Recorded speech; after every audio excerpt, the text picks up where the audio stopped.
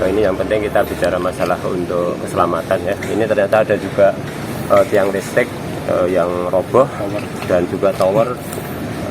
Ini yang utama adalah supaya aliran listriknya dihilangkan dulu. Kita sudah berkomunikasi dengan PLN nanti untuk dibersihkan.